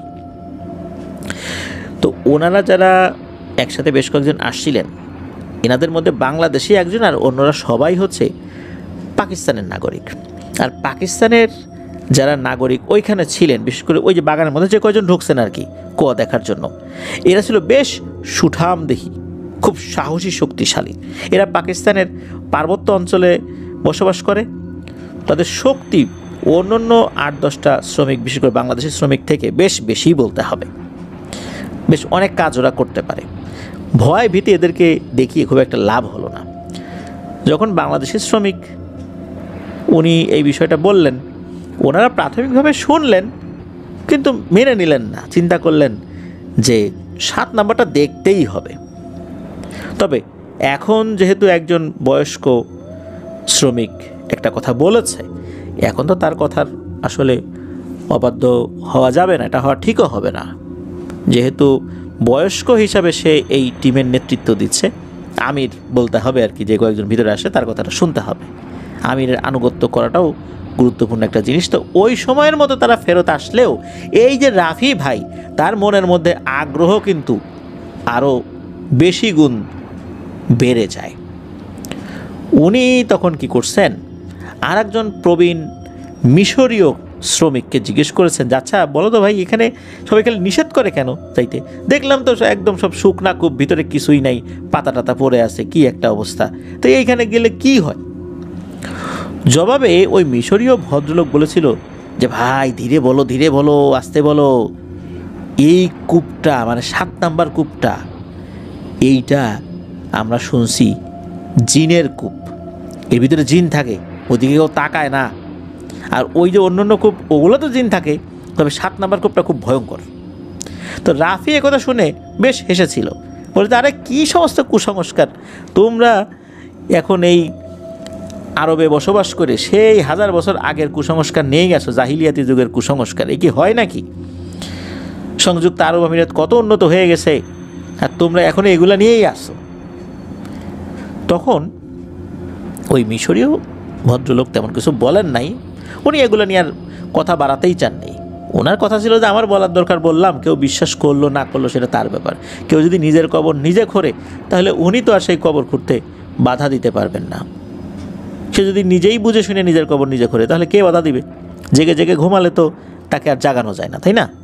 তো এই জন্য উনিও আর তেমন কিছু বলেন নাই। এক রাত্রে কাজ শেষে সবাই যে যার জায়গায় চলে যায়, তাদের থাকার জন্য বিভিন্ন কন্টেইনারের মতো সিস্টেম করা হয়েছিল, যে কন্টেইনারের মধ্যে থাকার জায়গা আছে। তো ওনারা তো চলে গেছে, কিন্তু এই রাফি ভাই, এই রাফি ভাই সহ উনি আরও কয়েকজন সাঙ্গপাঙ্গ গুছিয়েছেন যারা ওনার মতোই আগ্রহী। এই কয়েকজন থেকে গেছেন যে আমরা যাব ওই জায়গাতে। তবে ওনাদের থেকে যাওয়ার পিছনে একটা কাজ ছিল, একটা ছোট ঢালাইয়ের কাজ বাকি ছিল। এই সুতো ধরে চিন্তা করছেন যে দেখি আজকে কি করা যায়। তো রাতে বাতাস হচ্ছিল, চারপাশে বেশ নীরব। ঢালাইয়ের কাজটা ওনারা শেষ করেন, একসাথে বসে এরপর চা খাচ্ছিলেন। চা খেতে খেতে রাফি ভাই উনি প্রথমে একাই উঠে তাঁবুর বাইরে বেরিয়ে হাঁটতে শুরু করেন। কিছুদূর এসে দাঁড়িয়ে চায়ের চুমুক দিয়ে ভাবছিলেন যে ঢুকবো নাকি এই বাগানে। মানুষ যে কেন ভয় পায় কিছুই তো দেখি না আমি, কয়েকদিন এখানে আসি, কাজ করতেছি। উনি হঠাৎ করে খেয়াল করেন ওনার পায়ের কাছে কিছু একটা পড়ে আছে, একটা ছোট কাপড়ের পুটলি। পুটলিটা দেখে মনে হচ্ছে বেশ পুরনো, আর ধুলোবালি একদমে একাকার হয়ে আছে সেখানে। মনে হচ্ছে যে এই পুটলিটা অনেকদিন মাটির নিচে ছিল। উনি হাত দিয়ে এটা উঠিয়ে সাহস করে পুটলিটা খোলার চেষ্টা করলেন, খুললেনও, তবে বেশ পুরনো কাপড় তো, খুলতে গিয়ে কয়েকটা জায়গা ছিঁড়েও গেল। উনি দেখলেন যে এই পুটলির মধ্যে কাগজে আরবিতে 3টা লাইন লেখা, আর এই 3টা লাইন ঠিক কোরআনের কোনো আয়াত বলে মনে হচ্ছে একবার, আবার হচ্ছে না। কেননা এই আয়াতের যেই শব্দগুলো, এই শব্দগুলো এলোমেলো করে পাশাপাশি সাজিয়ে রাখা, অর্থাৎ পাশাপাশি শব্দগুলো আছে, তবে সেটা পবিত্র কোরআনে এই আয়াতটা যেভাবে আছে ঠিক সেভাবে না। তবে বোঝা যাচ্ছে এটা কোরআনের আয়াতে, কিন্তু শব্দ এলোমেলো করে দেয়, মানে পাজল করে দেয়া, অর্থাৎ উল্টো করে লেখা। আর ওর মধ্যে আরও ছিল একটি দাঁত, তারপরে কিছু কালো কালি, একটা হাড়। এটা মানুষের হাড় না কিসের হাড় ঠিক ওভাবে বোঝা যাচ্ছিল না, তবে এই হাড়ের সাথে চুল পেঁচানো ছিল। তো উনি এই জিনিসগুলো দেখছেন, তবে ওই কাপড়টা হাতে নিয়ে দেখতে একটু অসুবিধা হচ্ছিল। উনি মাটিতে বসে এই জিনিসটা দেখছেন, এক হাত দিয়ে একটা দেখছেন, হাতড়াচ্ছেন। তো এরকম করে উনি মোটামুটি দেখছেন। অনেক সময় আমরা একটা পুটলির মধ্যে যখন কোনো জিনিস পাই তখন হাতাহাতি করি না, ওই এরকম করছেন আর কি। হঠাৎ করে উনি ফিল করেন যে উনি যে বসে বসে এটা হাতড়াচ্ছেন, ওনার পায়ের শক্তি মনে হচ্ছে কমে আসছে। আস্তে আস্তে তার শক্তি কমতে কমতে প্রথমে পা, তারপর কোমর, তারপর পিঠ, তারপর হাত, মনে হচ্ছে এবার হাতও চলছে না, এরপর মাথাও কাজ করছে না। মানে ওনার পুরো শরীরের উপর থেকে উনি কন্ট্রোল হারিয়ে ফেলেছেন। এরপর ওনার শরীর হাত পা কাঁপতে থাকে। উনি চিৎকার করার চেষ্টা করেন, কিন্তু তার গলা দিয়ে তখন চিৎকার বের হচ্ছিল না। এরপর উনি আর কিছুই বলতে পারেন না। পরের অংশটা উনি ওনার কলিগদের কাছ থেকে শুনেছিলেন। তার কলিগরা ওই যে চা পান করতে করতে হঠাৎ করে নাকি একটা বিভীষিকাময় শব্দ শুনতে পায়। তবে এটা রাফির গলা ছিল না, মানে রাফি যেটা করেছে বিষয়টা এরকম না। তো শব্দ শুনে তারা দ্রুত বাইরে বেরিয়েছেন। তখন ওরা দেখেন যে এই যে রাফি ভাই উনি বসে আছেন, তবে তার চোখ মনে হচ্ছে আগুনের মতো জ্বলজ্বল করছে, আর তার গলা দিয়েও ভয়ঙ্কর শব্দ বের হচ্ছে। এই পরিস্থিতি দেখে একজন কলিগ, তার নাম হচ্ছে জামাল, সে বুঝতে পারে যে এখানে কোনো একটা ঝামেলা হয়েছে, কারণ এই কণ্ঠটা মানে রাফির না। তো জামাল তখন কি করেছেন, কোরআনের আয়াত পড়তে শুরু করেছেন। কিন্তু হঠাৎ করে নাকি এই রাফি হেসে ওঠে, খুব রাগান্বিত স্বরে ওই জামালকে বলতে থাকে যে আমাকে ডেকেছ, আমার বন্ধ দরজা খুলেছ, আমি তো এসেছি, এখন আমার মালিকও আসবে। এই কথাগুলো বলেই নাকি রাফি নিস্তেজ হয়ে পড়ে যায়। তারপর তার কলিগরা তাকে ধরাধরি করে তাঁবুতে নিয়ে আসে। ওখানে একটা ছোট তাঁবু ছিল, কারণ তাদের কন্টেইনার যেই জায়গাটা ওইটা তো রাত্রে ঘুমানোর জন্য, কিন্তু ওই বিশ্রাম নেওয়ার জন্য ছোট ছোট তাঁবু থাকে, ওখানে ওরকম একটা তাঁবু ছিল। তো তাকে তাঁবুতে নিয়ে আসে, জ্ঞান ফেরানোর চেষ্টা করা হয়। শেষ রাতের দিকে মানে ফজর আজানের পর এই রাফির জ্ঞান ফেরে। তবে তখন তার মুখে কোনো কথা নাই, সে কিছুই বুঝতে পারছে না কি হয়েছে। মূলত কি হয়েছিল এটা কলিগদের মুখে সে শুনতে পায়। এরপর তার কলিগরা পরামর্শ দেয় যে এই বিষয়টা কোনো একজন ইমাম সাহেবের সাথে আলোচনা করা উচিত। এরপর তাদের যিনি সুপারভাইজার তার সাথে এই বিষয়টা শেয়ার করে। এরপর সুপারভাইজার উনি একজন ইমাম সাহেবকে খবর দেন। ইমাম সাহেব আসে। ইমাম সাহেব আসার পর উনি বলেন যে এই যেই সমস্যাটা যেহেতু এই বাগান থেকে শুরু হয়েছে বলে মনে হচ্ছে, সুতরাং এই বিষয়টায় হাত দেয়া ভালো একজন শায়েখের কাজ হবে। এই জন্য ওই ইমাম সাহেব হাত দিতে চাইছিলেন না। উনি আর একজন শায়েখের নাম সাজেস্ট করেন, তার নাম হচ্ছে শায়েখ সালেহ। উনি একজন মিশরীয় ইমাম, উনি একজন রুকিয়া বিশেষজ্ঞ, বিভিন্ন ধরনের প্যারানরমাল সমস্যার সমাধানে উনি বেশ ভালো পারদর্শী ছিলেন আল্লাহর রহমতে। তো ওনাকে নিয়ে আসা হয়। উনি আসার পর সব কিছু শোনেন। রাফি ভাইকে উনি ভালো করে পর্যবেক্ষণ করেন। তখন উনি জানান যে রাফি, তুমি তো নিজের আগ্রহের কারণে অনেক বড় একটা বিপদ ডেকে নিয়ে এসেছো নিজের জন্য এবং বাকিদের জন্য। এই কথা শোনার পর সবাই তো ভয় পেয়ে যায়। তখন এই শায়েখ সালেহ উনি বলেন যে তোমরা তো এখানকার নিয়মকানুন জানো, আমি তোমাদেরকে এভাবে রুকিয়া করতে পারি না। এখানকার নিয়ম অনুযায়ী অবশ্যই এখানকার লোকাল যে প্রশাসন তাদেরকে বিষয়টা জানিয়ে আমাকে কাজ করতে হবে, কেননা তোমরা ভিনদেশী, এখানে এসে কোনো একটা ঝামেলায় পড়ে গেলে, বিপদে পড়ে গেলে তখন বিপদ আরও বাড়বে কিন্তু কমবে না। সমাধানের জন্য একটা কাজ করব, কিন্তু পরে দেখা যাচ্ছে যে অন্য সমস্যার সৃষ্টি হয়েছে। এই জন্য শায়েখ সালেহ উনি সরাসরি কাজ করতে চাচ্ছিলেন না। তখন কোম্পানি যিনি সুপারভাইজার উনি লোকাল যারা পুলিশের দায়িত্বে ছিলেন আর কি, ওখানে লোকাল যেই ফাঁড়ি ছিল সেই পুলিশদের সাথে যোগাযোগ করেন। তো পুলিশরা আসে। পুলিশরা আসার পর পুলিশের সাথে এই শায়েখ সালেহ উনি কথা বলেন। তখন পুলিশ বলেন যে ঠিক আছে, আপনি রুকিয়া শুরু করতে পারেন। এখানে টেলিভিশনের একটা কথা বলে রাখা ভালো, ওখানে কিন্তু ইমামদেরকে খুবই সম্মানের চোখে দেখা হয়। আর ওখানকার যারা পুলিশ সদস্যরা রয়েছেন তারাও কিন্তু এই রুকিয়া বিষয়ে মোটামুটি ধারণা রাখেন, এই অর্থে যে এই ধরনের সমস্যার ক্ষেত্রে আইন প্রয়োগটা পরে করে প্রথমে রুকিয়ার যে প্রয়োগটা এটা আগে করতে হবে। এই জন্য ওনারা মৌখিকভাবে অনুমতি দেন যে আপনি রুকিয়া শুরু করতে পারেন।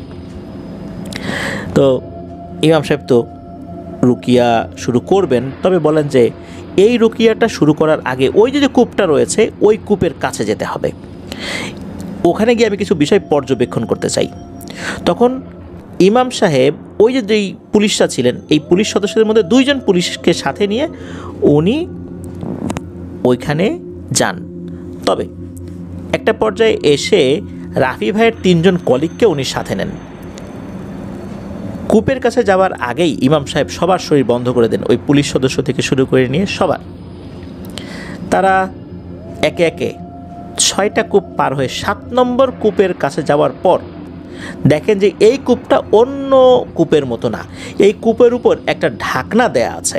এই ঢাকনাটা টিন জাতীয় কোনো কিছু বা লোহা জাতীয় কোনো কিছুর ঢাকনা, যেটা একদম জং পড়ে অবস্থা খারাপ হয়ে গেছে, জায়গায় জায়গায় ছিদ্র হয়ে গেছে জং পড়ে। তো ওই ঢাকনাটা ওনারা সরান। এরপর দেখতে পান যে এই কুয়াটা আসলে খুব বেশি গভীরও না, অল্প গভীর। এর মধ্যে বেশ পুরনো একটা কাঠের বক্স রয়েছে, সেটা তোলা হয়। অনায়াসেই তারা তুলতে পারেন, একজন লাফ দিয়ে নামেন, অনায়াসে সেটা তুলে ফেলেন। এটা একদম হালকা একটা ছিল আর কি বক্স। তো সেই বক্সটা খোলা হয়, দেখা গেল ওর মধ্যে একটা রেজিস্টার খাতা রয়েছে, ওর ভিতরে আরবিতে অনেক কিছু লেখা রয়েছে, বিভিন্ন ডকুমেন্টস বা কোনো ইনফরমেশন এখানে লেখা। বিশেষ করে একটা রেকর্ড বই যদি যেটা থাকে, সেটা হচ্ছে যে সেখানে বিভিন্ন ধরনের তথ্য লেখা থাকে। ওখানে একটা জায়গায় বিশেষ করে সর্বশেষ একটা লাইন, যেটা মানে যেটা লেখা ছিল যে 1978 সাল আরবিতে লেখা ছিল, ওখানে আরবিতে আর একটা শব্দ লেখা ছিল, সেটা হচ্ছে মোতাওয়াক্কেল। এই মোতাওয়াক্কেল শব্দটা লেখা ছিল। আর এর ভিতরে দেখা যাচ্ছে যে একটা কাগজ, মনে হচ্ছে এটা একটা চুক্তিপত্র, তবে এই চুক্তিপত্রটা আরবিতে লেখা। ইমাম সাহেব ওইটা পড়ে বেশ অবাক হয়ে যান, কেননা এই চুক্তিপত্রটা কোনো মানুষের সাথে মানুষের চুক্তিপত্র ছিল না, এটা ছিল জিনের সাথে এক চুক্তিপত্র। তো যাই হোক, এসব কিছু নিয়ে ইমাম সাহেব চলে আসেন রাফি ভাইয়ের কাছে। ইমাম সাহেব বলেন যে এখানে যে চুক্তিপত্রটা রয়েছে, এই চুক্তিপত্রটা যেই জিনের সাথে করা হয়েছিল, এটা কোনো সাধারণ জিন না। এই মুহূর্তে রাফির ভেতরে ভয়ঙ্কর এক জিন রয়েছে, আর এই জিনেরা সাহারা মরুভূমির গভীরতম স্থানে থাকে, যেখানে আশেপাশে কয়েকশো কিলোমিটারের মধ্যে কোনো প্রাণী দেখা যায় না, মানুষ তো দূরের কথা। আর এই সাহারা মরুভূমির গভীর এই অঞ্চলে এক শ্রেণীর জিনেরা বসবাস করে। এরা এতটা শক্তিশালী আর কালো জাদুতে পারদর্শী, অনেক তান্ত্রিক কবিরাজ এদেরকে আহ্বান করে রক্ত উৎসর্গ করার মাধ্যমে।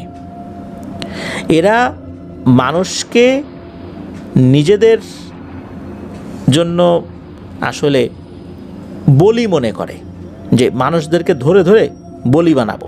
আর কিছু কিছু মানুষ যারা তন্ত্রবিদ্যায় পারদর্শী, তাদের কাছে এরা আসা যাওয়া করে, তবে একদম বশীভূত হয় না।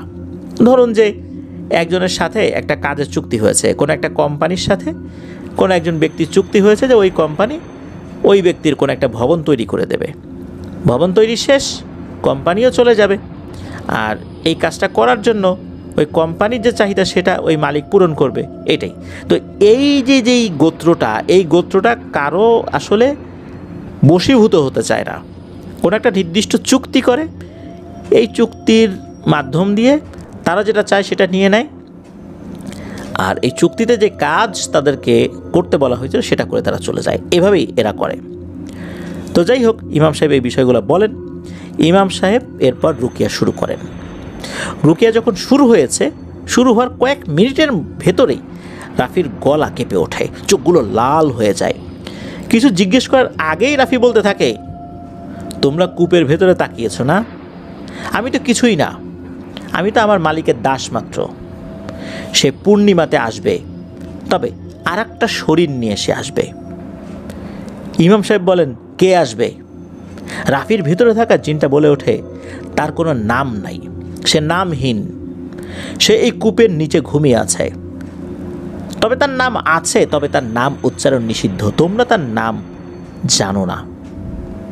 জাস্ট এতটুকুই বলছে রাফির ভেতরে থাকা ওই ভয়ঙ্কর জিনটা। এরপর ইমাম সাহেব আরও অনেক চেষ্টা করেন রুকিয়ার মাধ্যমে জিনটাকে হাজির করার জন্য, কিন্তু না, কিছুই হলো না।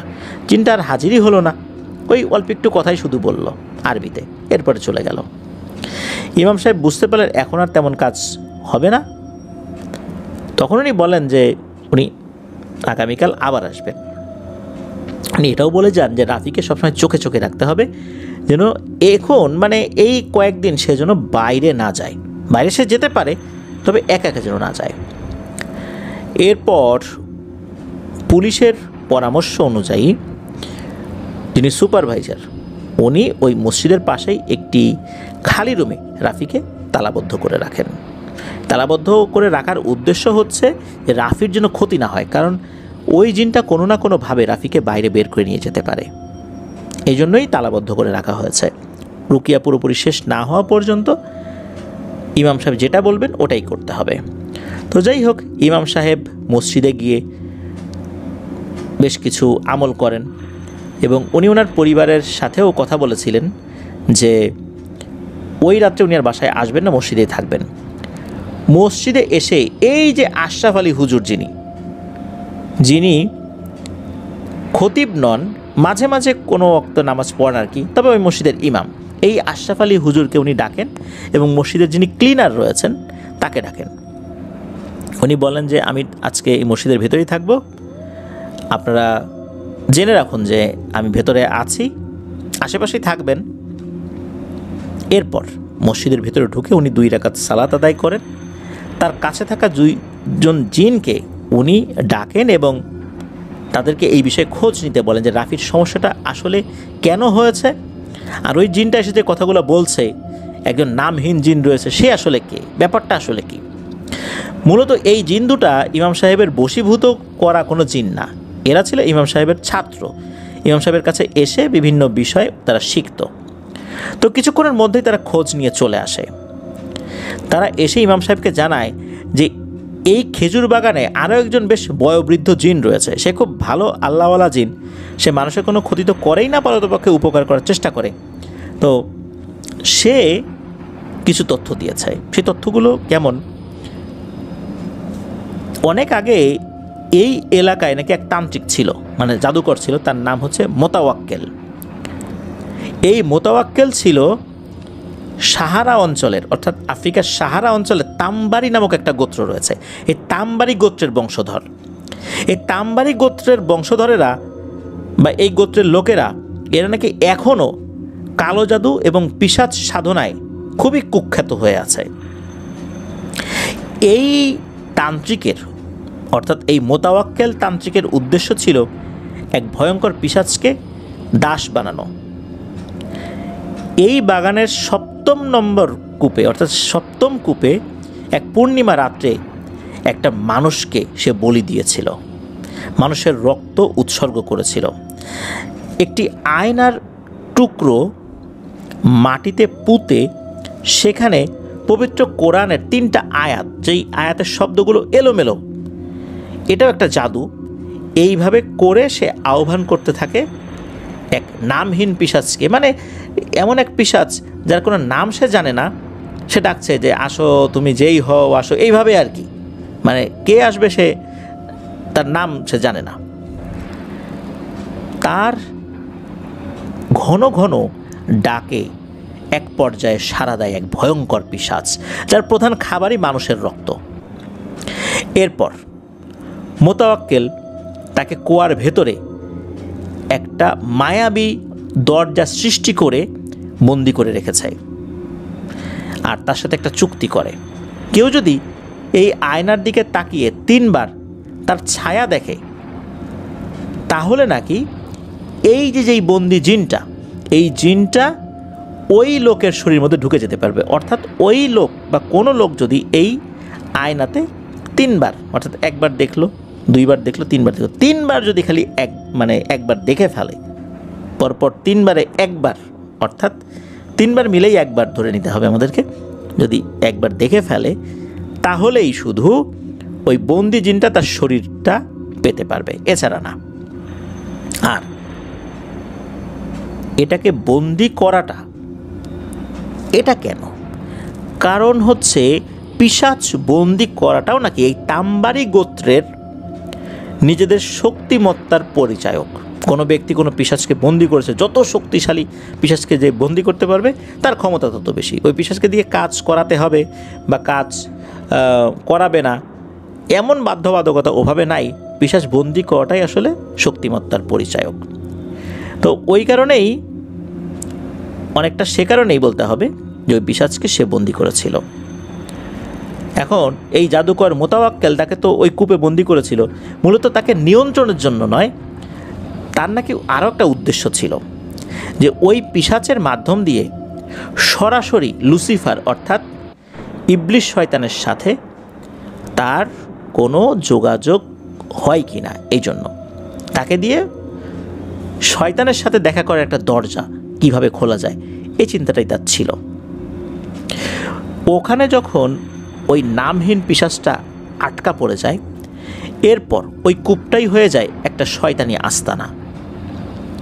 সময়ের সাথে মোতাওয়াক্কেল মারা যায় তারই পালিত এক জিনের হাতে। কেন কিভাবে মোতাওয়াক্কেল মারা গিয়েছিল এই বিষয়টা আসলে জানা যায় না, এটা জানতে পারেন নাই সেই আশরাফ আলী হুজুর।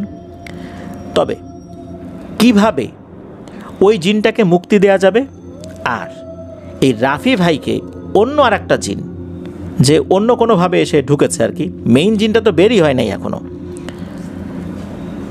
কিভাবে তাকে সুস্থ করা যায় এই বিষয়ে তার ছাত্র জিনের কাছ থেকে কিছু রুকিয়া জেনে নেন, রুকিয়ার পদ্ধতিটা শিখে নেন। কারণ এক একটা ধরনের জাদুর ক্ষেত্রে নাকি এক এক ধরনের রুকিয়া রয়েছে। বিশেষ করে মিশরে যেহেতু জাদুর চর্চাটা বেশি, এই কারণে সেখানে রুকিয়ার পদ্ধতিরও নাকি ভিন্নতা রয়েছে। এই জন্য এক এক ধরনের জাদুর ক্ষেত্রে এক এক ধরনের রুকিয়া করতে হয়। যাই হোক, উনি তো এগুলো শিখেছেন। এরপর উনি রাফিকে দেখতে যান রুকিয়ার উদ্দেশ্যে। রাফিকে তো মসজিদের পাশের একটি রুমে তালাবদ্ধ করে রাখা হয়েছিল। এরপর উনি রাফির চিকিৎসা করা শুরু করেন। কিছুক্ষণ পরে রাফির শরীর এমনভাবে ঝাঁকুনি খেতে শুরু করে মনে হচ্ছে কেউ ভেতর থেকে রাফিকে টানছে। তো এই অবস্থা দেখে আশেপাশে যারা সবাই ভয় পেয়ে যাচ্ছে, মনে হচ্ছে এখনই বুঝি রাফির হাড়গোড় এমনি এমনি ভেঙে যাবে। রাফির শরীর যেভাবে দুলছে এতে কারো শরীরের হাড় আস্ত থাকার কথা নয়। সেই রাত্রেই এই শায়েখ সালেহ, রাফি ভাইয়ের কলিগ, দুইজন পুলিশ এবং আরও দুইজন ইমাম সহ তাদের মধ্যে এই আরও দুজন ইমামের মধ্যেই একজন ছিলেন আশরাফ আলী হুজুর। ওনারা মিলে সিদ্ধান্ত নেন যে সপ্তম কূপের সামনে গিয়েই রুকিয়া শুরু করতে হবে। আর সাথের দুইজন ইমাম, ওনারা দুইজন সূরা বাকারা পড়বেন উচ্চ স্বরে, যতটুকু উঁচু গলায় ওনারা পড়তে পারেন আর কি। তো ওনারা যখন রাতের বেলা নাকি ওখানে গিয়েছেন আর রুকিয়া করা শুরু করেছেন, হঠাৎ করেই কুয়ার ভেতর থেকে একদম ধোঁয়া বের হতে থাকে। এটা দেখে শায়েখ সালেহ উনি কোরআনের কিছু আয়াত তেলাওয়াত করা শুরু করলেন। হঠাৎ কূপের মুখ থেকে সাদা ধোঁয়া বেরোচ্ছিল প্রথমে, এরপর কালো ধোঁয়া বের হতে থাকে। আর ধোঁয়ার ভেতর থেকে একটি ছায়া গড়ে ওঠে, কিন্তু এর কোনো মুখ নাই, চোখ নাই, মানে একটা ছায়ার মতো আর কি। মুখ চোখ কিছু বোঝা যাচ্ছে না, চোখ যে জল জল করছে বিষয়টা এরকমও না। সে ওই ধোঁয়াশার মধ্যে দাঁড়িয়ে থেকেই বলে, তোমাদের এসব কোনো কিছুকে আমি ভয় করি না। তোমরা মনে করছো যে ওই দরজার ভেতর থেকে যে বের হয়ে আসছে সে আমি? না, আমি না, সে আমি নয়, সে আমার মালিক। সে খুব শীঘ্রই বের হয়ে আসবে আর তোমাদের ধ্বংস অনিবার্য। এই বলে নাকি বিভিন্ন ধরনের অদ্ভুত ভয়ঙ্কর রকমের শব্দ করতে থাকে। রাফি ভাইয়ের যে কলিগরা সেখানে ছিল তারা ভয়ে সেখান থেকে পালিয়ে যাওয়া শুরু করে। কিছুদূর গিয়ে একজন জ্ঞান হারায়। আর এই যে দুইজন পুলিশ কর্মকর্তা, এরাও মারাত্মক ভয় পেয়েছে। এরা রাফি ভাইকে কোনো মতো করে চেপে ধরে রেখেছে। তারাও নিজেদের মতো করে যে যে আয়াত জানতো তারা সেটা পাঠ করতে থাকে। তখন নাকি ওই পিশাচটা বলতে থাকে, তোমরা একটা দরজা বন্ধ করলে অন্য দরজা দিয়ে সে ফেরত আসবে। একটা শরীরের দরজা বন্ধ করলে হাজারটা শরীরের দরজা খুলে যাবে। আমাদের রক্ত চাই, রক্ত। আমার প্রভুর আর অনেক রক্ত লাগবে। তোমরা একটা ফাঁদে পড়ে গেছো এবং জেনে শুনে সেই ফাঁদে পড়ে গেছো। এই ফাঁদ থেকে বাঁচার সহজ উপায় কিন্তু আসলেই নাই। এই সমস্ত কথা কিন্তু ওই ভয়ঙ্কর দুষ্টু জিনটা বলছে। আসল জিনটা কিন্তু বের হয়নি। শায়েখ সালেহ এক হাতে কোরআন মাজিদ পড়ছেন, অন্য হাতে জমজমের পানি ছিটাচ্ছেন রাফির গায়ে, আর ওই যে ধোয়া যেদিকে ওই দিকটাতে। একটা পর্যায়ে এসে ওই পিশাচটা আর ভালো করে কথা বলতে পারছে না, বোঝা যাচ্ছে পিশাচটা দুর্বল হয়ে যাচ্ছে। তখন নাকি ওই পিশাচটা বলে ওঠে যে তোমরা কোথায় পানি ছিটাচ্ছ? আমি তো শুধু ছায়া মাত্র, এটা আমার আসল শরীর না। আমি যদি আমার ছায়া হয়ে তোমাদের সাথে সরাসরি কথা বলতে পারি তাহলে বুঝতে পারছো যে আমার মালিক কত শক্তিশালী। উনি এই কূপের নিচে ঘুমন্ত অবস্থায় আছেন, সে ঘুমিয়ে আছেন শান্তির ঘুম। আমি রাফিকে তার নামে উৎসর্গ করব, এরপরই তার ঘুম ভাঙবে। তো যাই হোক, এইভাবে অনেক আধ্যাত্মিক কথা ওই জিন বলছে। তার কথার অনেক কিছুই বোঝাও যাচ্ছে না, ওখানে যারা ছিলেন তারাও বুঝতে পারছেন, তবে ভয় পাচ্ছেন সবাই খুব মারাত্মক।